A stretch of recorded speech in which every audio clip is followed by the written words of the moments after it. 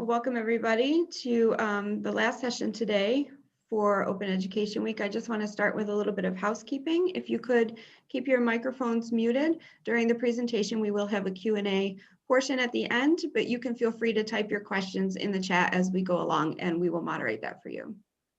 I'd like to introduce you to my colleague, John Zelnick. You're muted, John. Yep. There. I was just testing you, Aaron. Hi, everyone. Thank you, Aaron. Good afternoon. My name is John Zelenak, and I am the Operations Manager for SUNY Online. It is my pleasure to welcome you to today's Open Education Week webinar. We are pleased to host Sandra Wright and Paul Bond from SUNY Broome Community College. Sandra is a professor in the Business Information Technology Department, and Paul is a librarian.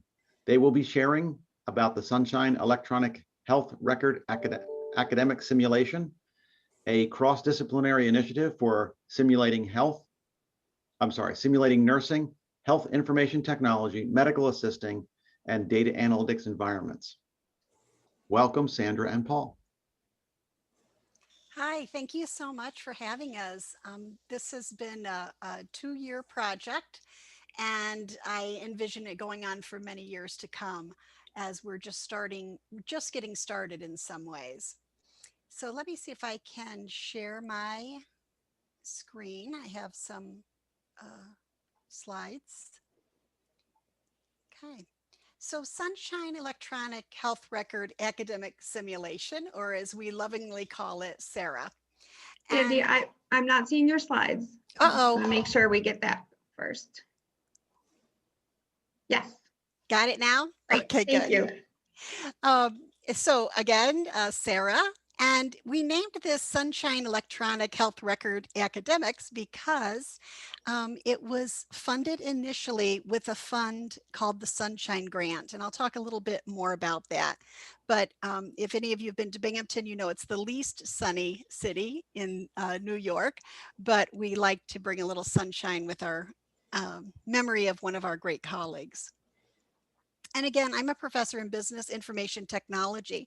So my background is not in healthcare.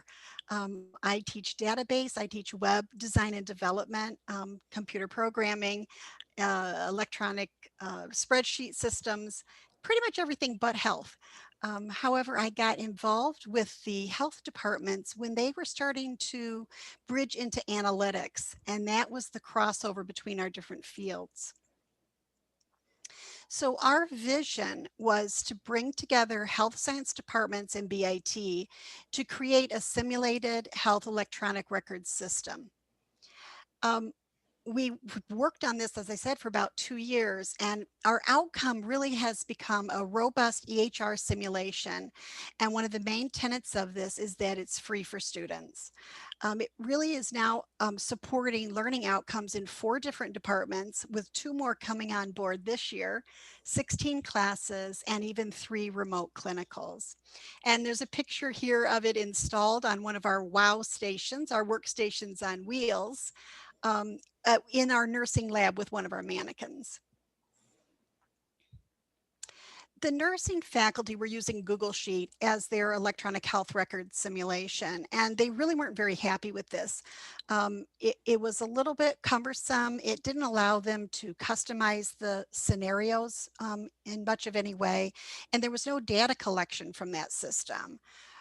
They really needed to work on recording vitals and documenting medication administration. Those things were just not working too well in the Google Sheets environment. In my department, we're trying to teach database systems and data analytics, and it's very hard to get a robust set of data to perform those features on when you're relying only on the publisher materials. So this was a good fit for our department as well. And then health information technology department really sort of is really the glue that brings it all together, because they understand the health side and the technology side. So they also were unsatisfied with what the publishers could provide. It was very expensive for their students. And again, they couldn't customize it in order to meet their particular learning outcomes. One area they really wanted to work on, especially in the Broome County area, is longitudinal case studies, looking at patients who are in assisted living or nursing homes, and we need to look at that over a longer period of time. And the publishers' EHRs just didn't handle that type of scenario. So we went together and got just a $2,000 grant, not really very much money, but that was sort of the stimulus for bringing us all to the table and starting this collaboration off. And it's amazing once you start collaborating what you can do with $2,000. We also collaborated heavily with our information technology services department, and they got excited about this project and actually donated some of the equipment. So we researched, I started out by saying I'm not building this from scratch, but the more we researched, we really could not find anything out there that was affordable and feasible and met our criteria. So I decided to build this using Access 2019 as the backbone. And then we used the funding to purchase our hardware, to purchase the workstation on wheels. And we also upgraded the teaching station so the nursing faculty could demonstrate this to their students. So I want to give you just a little peek of what it looks like, and then I'll talk some more about how we implemented it. But this is the screenshot, and I will bring up a live demonstration when after I've presented the basic concepts. But this is the splash screen. So if you've ever used Access 2019, you know it doesn't really look like this. So we worked hard to customize it and try to make it look like something would really look in a healthcare facility. We have two basic components now, hospital and provider offices, and that maps to two of the main departments. We started with just hospital for nursing. And last year, in our second year, we added for the medical assisting department, provider offices. Within nursing, each tab represents a different functional area that's provided through the EHR. So in this screenshot, I'm just looking at a medical record overview, and you can see we have quite a lot of functionality here. We're recording as much as we can of that patient's hospital stay. When I do the demonstration, I'll click around and actually show you how it works. This is a screenshot of medication administration. This was the primary goal of the nursing department, was to be able to have this environment. And again, just using Access and creating different forms to meet their specifications, we were able to create a system where they can document the medications as they're administering them to the mannequins. And the faculty can then review what those patients have done within this system. One of the nice things about using Access 2019 is that it's part of the Microsoft suite, so it's free to students. The students can download this on their home computers, and this has been particularly important during this remote period. And they can practice this as many times as they want. Then when they come into the nursing lab and they're actually being tested on it, they're familiar with that system. So we continued. We got a second Sunshine Fund grant, which gave us enough money to purchase more equipment, the WOWs, for medical assisting department. And the switch to medical assisting was interesting for me because with nursing, we were really drilling down into very specific types of functions. With medical assisting, they wanted an overview of everything that happens in the provider office.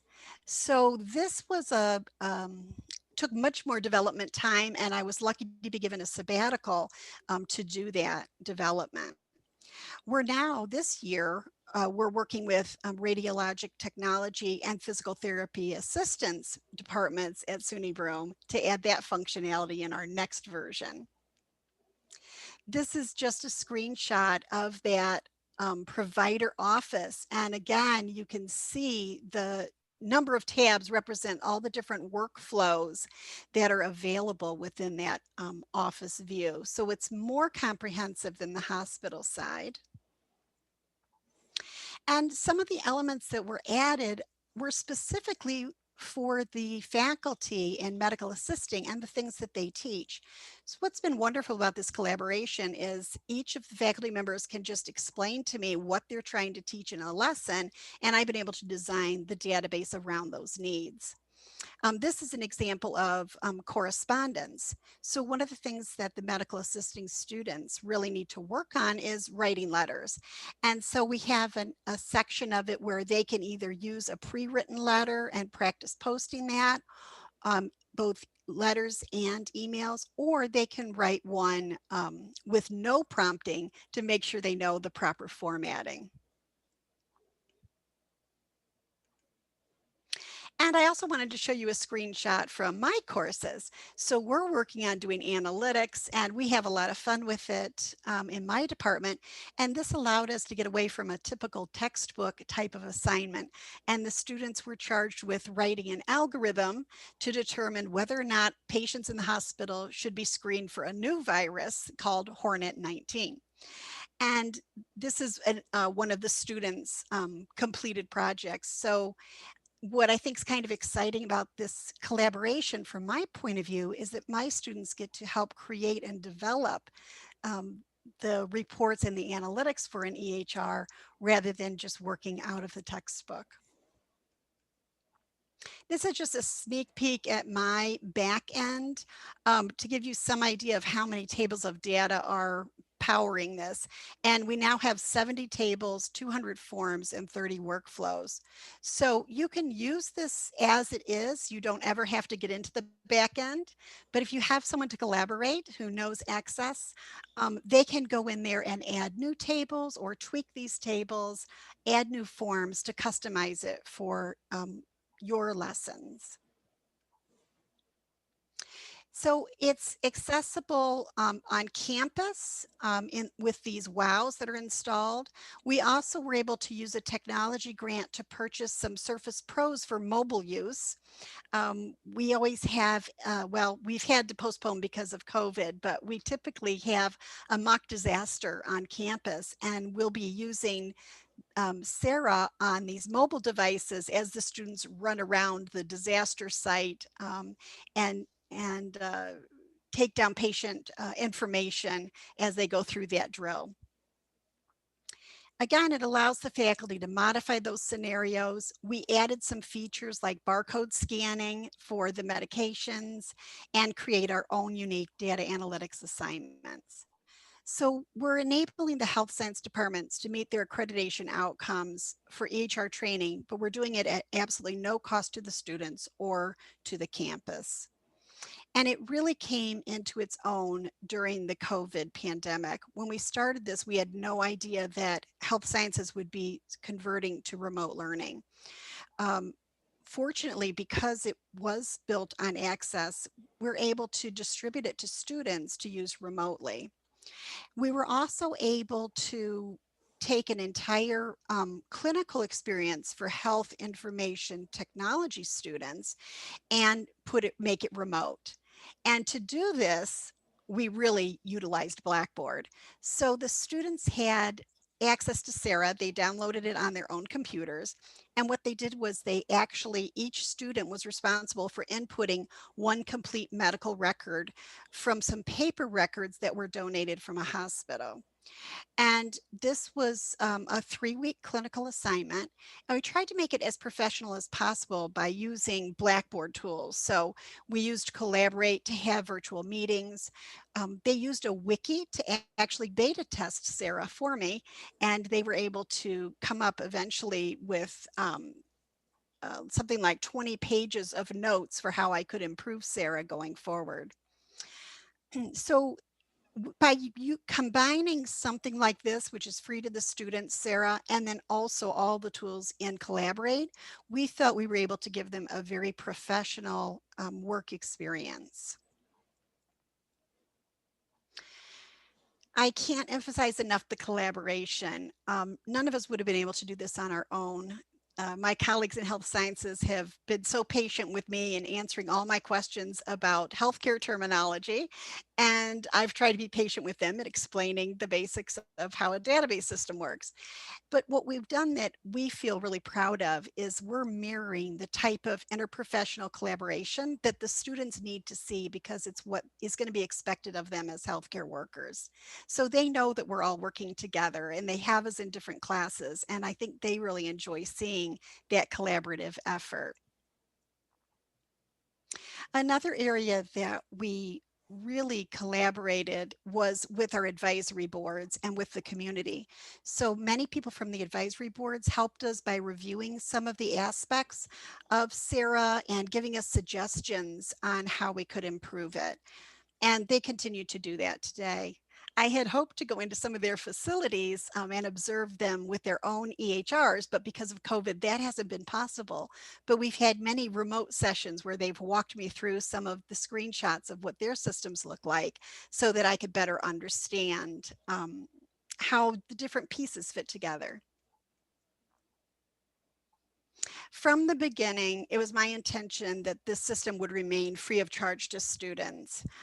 And as colleagues started to begin to share what they were doing, other people were asking, well, is this something we could use at our school? And this is where I turned to Paul because he is the OER expert as opposed to me.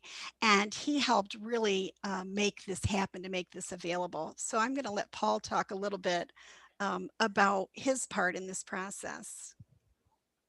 Okay. Yeah, I'm the Outreach and Instruction Librarian, as well as the OER program lead at SUNY Broome. I basically came to Broome to lead the OER program there a few years ago. And I love this project because it not only is an open resource, but it also embodies some real open pedagogies as well in there, having the students help build the project and make it work. So Sandy approached me about making this open, and I reached out to SUNY about what's the best place to do it. And we decided the SUNY Digital Repository was a good place for it. SUNY Broome has a section in there. Oh, I want to share a link to this somewhere if I can find it.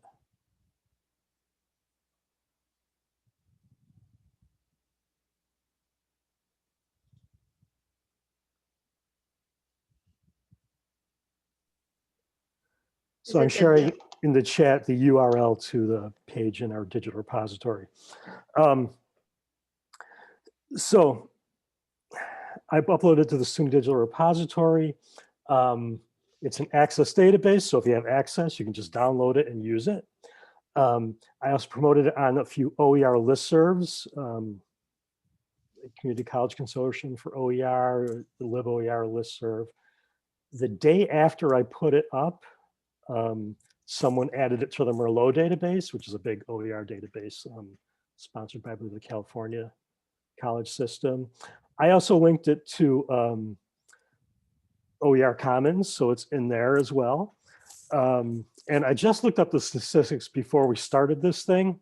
So I put it in there just before the first of the year. This page where I have it loaded has gotten 736 views and 89 downloads. So this is a really popular project, and I'm really glad we could make it open for everyone. Thanks. Thank you, Paul. Sorry, I didn't mean to advance the slide while you were talking. Okay. Just a twitchy mouse finger there. Yeah.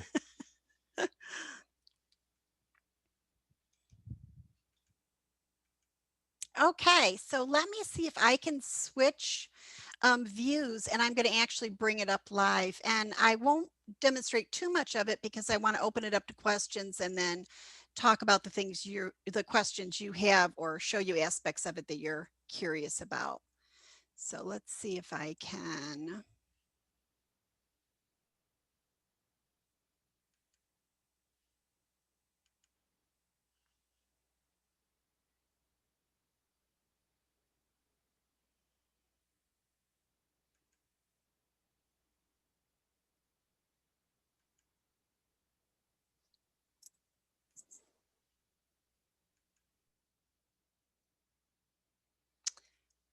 Okay, and are you seeing the I am still seeing your slides. Maybe if you're on two screens, I think you might have to drag it to the other. did that help? Yes, there it is. Okay, great. Thank you. Yeah. Okay, so here it is open, and I have it set up so that when you open it, it opens in this application view. So if you've ever used an Access database before, there's a lot more activity up here. And if you are an Access user and you wanted to work on the back end of this, you would just hold the Shift key down when you opened the database, and then it would give you access to the whole back end. My students go into the back end because I'm trying to teach them database management. The health science students just use it in this view. So let's start by going into the hospital view, and we can start by picking a patient. And, you know, we have a few in there now, but we're going to hope to grow this and keep adding patients. And then anyone who is using this for their own purposes can add whatever patients they want and add their full medical record to create the scenario that you're trying to cover in your class. And I'm going to come down here to, and of course you can search, and I want Longhorn. Not really too necessary to search when there's so few, but we'll do it anyway. And it brings that patient up, and we can select that patient. And now everything we do is going to be related to that particular patient. So the nursing students would come in, they would be able to review that patient's basic demographics. And they would be able to review the orders. And of course, these orders were all entered by the faculty who created this scenario. So somebody has to take the time. If you're using ours, you're welcome to use the ones we've already put in there, or you create your own for whatever you're trying to communicate.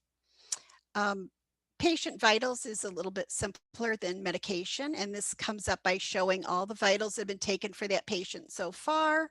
And then we can click to enter new vitals, and basically now it's just a data entry, and then we would save and close that. Okay, so pretty simple from my point of view.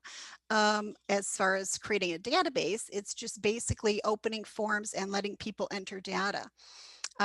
Understanding all the things that need to be done was the tricky part for me. The medication administration I showed you in a screenshot. It comes up without anything here until the bracelet is scanned. So they would use their barcode scanner. And for remote students, I found a little phone app that they can use to scan a barcode and bring up, pretend it's the person's bracelet. And if that checks, then they can bring up a new system. Now, one of the things that was interesting to me was to remember that this is a simulation to teach students. I kept wanting to put things in like it wouldn't open unless the name matched, but the nursing faculty wanted some of these protections to not be built in there because they wanted to make sure the student was checking and not relying on the computer. So it's sort of an interesting give and take from an educational point of view. Obviously, this is not a real EHR on many levels, but it was designed with the teaching faculty to make sure it worked for them and for their lessons. They can see all medications due. And again, we set this up by their request. They always have it be an 8 a.m. medication run. And so it filtered just on those. And then one of the things the advisory council wanted us to do was to add just a pop-up of an insulin dosing schedule so that the nursing students would get used to determining how much insulin was to be given based on a glucose test. So all the little things like that were things that I would not have thought of, not being in the healthcare profession, but when the faculty go through it and know what they want, it's fairly easy to add it to the system. Okay. And then if you're, as a faculty member, if you wanted to add a patient, this medical record data entry is where you would go in, and here's all the things that you could enter for a patient. You'd add a new patient, and then you could add the hospital visit, the medications, to customize that exactly what you want. And then you could create a lesson plan around that. Let me pop over to the provider offices. And it's the same basic idea here. So we can pick a particular patient. or we can create a new patient. Now, remember, this is the medical assistant students, so they're sitting at a front desk in a provider's office, and they would have to create a new patient. When they go into demographics here, it's much more involved than for the nursing students, because they not only have to have all those demographics, but they also need to have the patient's insurance, the patient guarantors, and if that patient has any caregivers. So it's just more in depth on this provider office side. We have a patient dashboard that right now I just have the correspondence that's been sent, because they really were focusing on correspondence in the first course they use this for. We can create appointments, cancel appointments, and it's not as fancy or as nice as a Google Calendar, but it gets the job done. So the students can decide the type, they can choose a provider, and then they can check that provider's schedule to see what slots are open, and proceed on through the process to save that.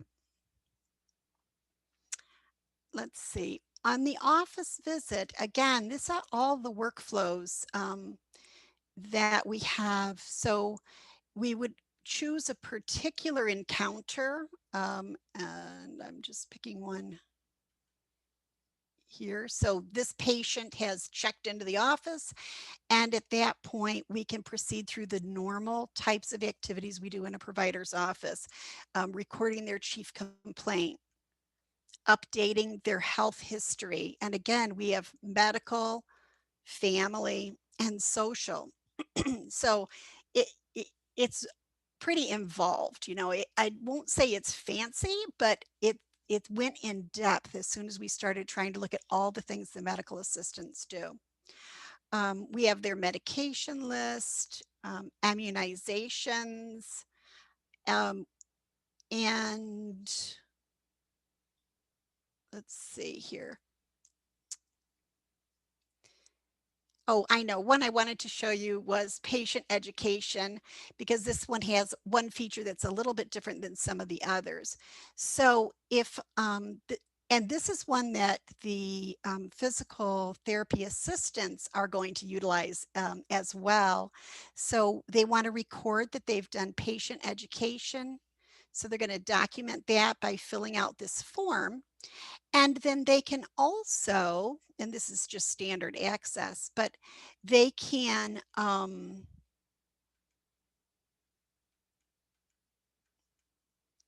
I'm having trouble doing this while sharing. They can add here a PDF of those educational materials. So I think that's something that's kind of exciting for physical therapy. They can add charts, they can add diagrams, and when we do the radiology, they'll be able to add images from their radiology machines. So that's kind of just a quick overview, and I want to make sure I leave plenty of time for any questions that you might have. Sure, we do have some questions for you in the chat so far. Okay. So Diane is asking about, HIPAA considerations, since this is an OER. Is the information, that you're using in here, is this based on real folks, or is this all fake information? Some of it is completely imaginary. I mean, we've got like Mickey Mouse in there. The records that were entered by the health information technology students, all personal information was removed. Those were donated by redacted files that were donated by a hospital that are actually about 40 years old, but they were redacted before they were donated so that it would follow all regulations. And then what we did was we just added 20 years to all the dates to make it seem a little more relevant. So our goal is to never put anything in here that would be in violation of HIPAA. Great, thank you. And did you emulate a specific EHS, or I think it was Maureen that was asking that, or was it non-specific and you just created it based on the fields needed? It was non-specific. I referenced a lot of textbooks for ideas, but uh, mostly just went by what the different faculty said they needed. And a lot of them would send me a sample form or screenshot of what they were looking for, and I would sort of model it on that. Okay, great. And then Jamie was asking where to find it. She went through the Merlot link to the SUNY Digital Repository. And there is a section there where you can download the actual file, which maybe you could show after after we're out of this view. We could show the DSpace. But before we do that, I just want to make sure, does anyone have any other questions about the database itself while we're looking at it? Or even, about the whole process here? I mean, fabulous process. Everybody is kind of commenting about the work and the collaboration and just how awesome this resource is. So lots of good commentary. Great, thank you. And you can feel free to, if you have a question, unmute your mic or use the chat if you prefer. Hello, my name is Richard Watt, and I'm an occupational therapist, and I teach at SUNY Orange. I teach a course in assistive technology, and I'm on the cusp of opening my own occupational therapy practice down in the Hudson Valley. And I'm just wondering, in your research of other electronic medical records, did you find one that stood out to you, or can you help shed a little light on that for me? I know that's not directly related to this project. Well, we were looking for educational tools. So we weren't really looking for one that would be actually used in a provider's office. So I don't think I can really comment on that. The ones, and then other than the educational tools, mostly provided by publishers that come along with the textbook, the only other ones we were looking at and working with was like Epic, because that's what our local hospitals have just converted to. And I'm sure the price tag for that is something else, meant mostly for very large scale institutions. So unfortunately, I can't really help you. Thank you. No, I was just curious to see if you stumbled across anything. Thank you. If we'd found anything reasonable, I would have pushed to purchase it. I say that's not really true. At the beginning, that's what I thought.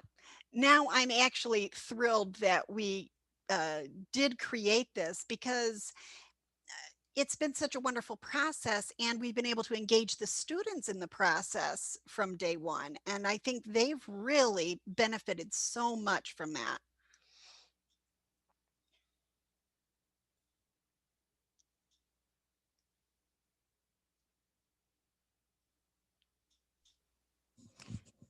Any other thoughts or questions?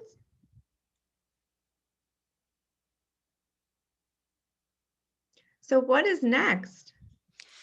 Well, like I said, we want to add enhanced components for radiology and also for physical therapy. And I don't think those will be as big a lift as the provider office. Also in the provider office, I'm still learning more about claims and billing. That's a huge part of this that it's not really fully developed yet.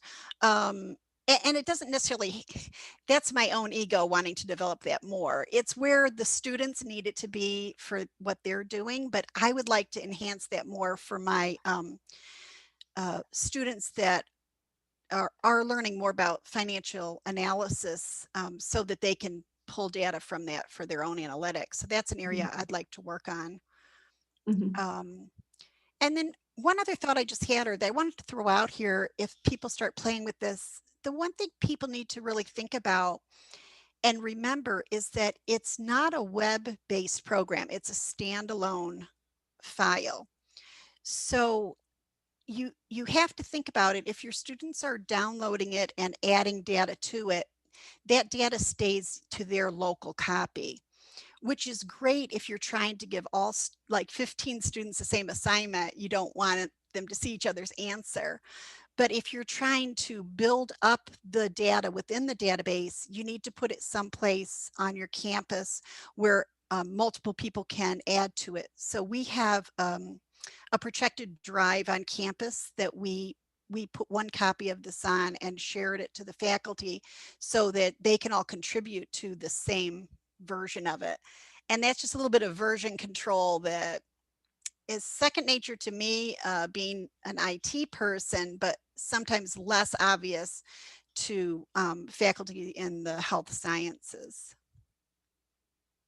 Yeah, that's a very good point, because I think a lot of us are used to using a web-based, right, database. And Right. so, yeah, if the student is putting in information, it stays with their application. Yep, unless they're, and now if they're on campus, we have it set up in the lab, so they're adding to the shared one. But with COVID, you know, it's been a whole new game.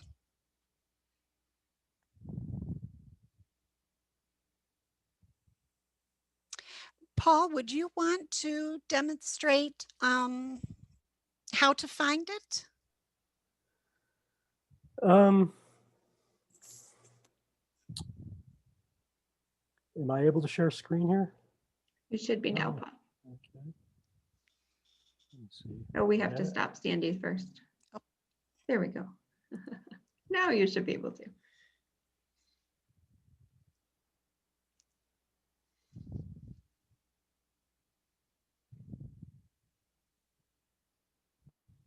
Okay, I believe I should There be it is. showing So my that's- screen. Yeah. Yep, so that's DSpace. Yes, this is the DSpace link. I believe Merlot and OER Commons will take you here. And from there, right in the middle of the screen is this view open link with the database on it. If we were to click on that, I don't know if this is showing up on your screen or not, but it's showing up the download link where you could download the database file. That brings it to your local computer and you could use it from there. Did that all show up on your screens the way it was Great. supposed to? Okay. Yep. Yeah, it's pretty simple there. We also have a couple of videos linked in there as well, which demonstrates some of the use of it. Yeah, I think that there was some interest in perhaps other schools evaluating this application to see, you know, what they thought. Yeah. So you should be able to pick it up right from there and use it. I'm happy to, you feel free to reach out to me with questions. If you're looking at it or have questions or how to get started. And my colleagues and I are happy to share, you know, lesson plans that we've built around it too, if anybody's looking for anything like that. We're sort of try to make as much available to people as we can. That's great. Thank you for that. Are there any other thoughts or questions while we're here? We have a couple more minutes. I would just like to say that I think it looks, you know, very realistic. I work in healthcare every day, and that the tabs along the top and all the other things that you've put in there look very realistic to me as a clinician. So I think it's a great product. Wow, thank you so much. Sure. Hi, this is Maureen. I would echo what Richard said. I came from a hospital environment and I now work in a community college. Shout out to Paul, by the way. This is Maureen Jacoby. I'm Thanks. from a Massachusetts community college, and Paul invited me to come to this. So I am so pleased. When I left the hospital and went to the community colleges, it's exactly what I wanted to do, something like this. So thank you for all this. You can tell how much work is involved. It's beautiful. Thank you so much. It's been a lot of work, but I've really enjoyed it. This is my happy space, is to have everybody leave me alone and let me play with this. Very impressive.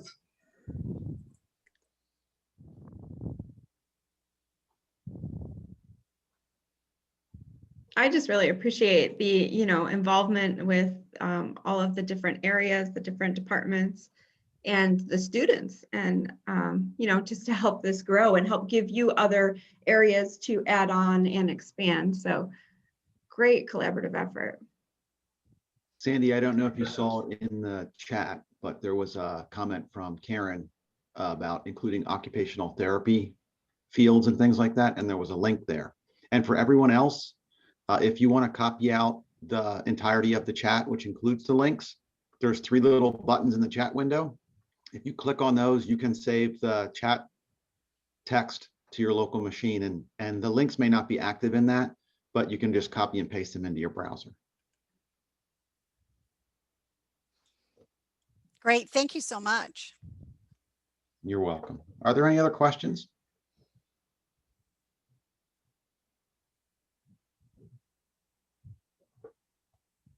Oh, sorry, Karen. I misinterpreted what Karen's response was. I think I heard Sandy saying she wanted to incorporate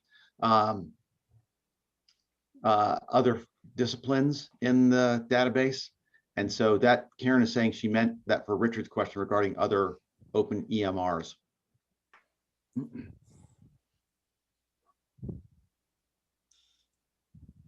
But Sandy, I bet you would get some hints there on that open EMR to Yeah, see what the fields look like as well. I'll be looking at it for sure.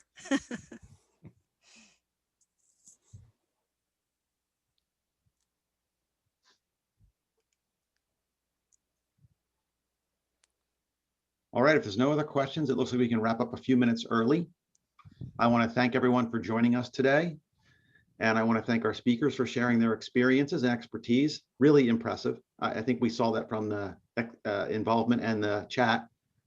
The full schedule of events happening this week, along with the link to register and view recordings, can be found at the link in the chat, which I hope Aaron just posted there. There we go. Also, please complete the feedback survey to help us plan for future offerings. And that link is in the chat as well. We hope to see you at the rest of the sessions this week if they're in areas that interest you. Thanks, everyone. Thank you so much. Thank you.